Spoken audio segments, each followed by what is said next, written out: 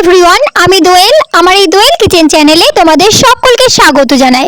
By the way, আজকে আমি তোমাদের সঙ্গে দারুণ একটা রেসিপি শেয়ার করতে চলেছি। তো চলো দেরি না করে দেখে নেওয়া যাক। আজকে আমি তোমাদেরকে দেখাতে চলেছি chicken pan fry momo. Chicken মোমোর রেসিপিটা তো তোমাদের সঙ্গে আগেই শেয়ার করেছি, আর এখনো যারা চিকেন মোমোর রেসিপিটা দেখোনি আমার প্রোফাইলে গিয়ে ফটাফট দেখে নাও।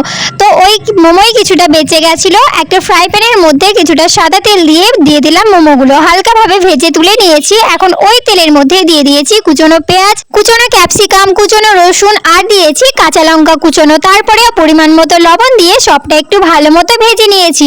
দিয়ে দিয়েছি টমেটো সস আর সয়া সস, অল্প কিছুটা জল দিয়ে দিয়েছি। তারপরে দিয়ে দিলাম গোলমরিচের গুঁড়ো। আগে থেকে ভেজে রাখা মোমোগুলো দিয়ে দিয়েছি কর্নফ্লাওয়ার গোলার জল। তারপরে একটু নাড়াচাড়া করে যখন জলটা শুকিয়ে আসবে তখন নামিয়ে নিলে ব্যাস খাওয়ার জন্য রেডি। তো তোমরা তো দেখেই বুঝতে পারছো যে কতটা টেস্টি হয়েছিল খেতে।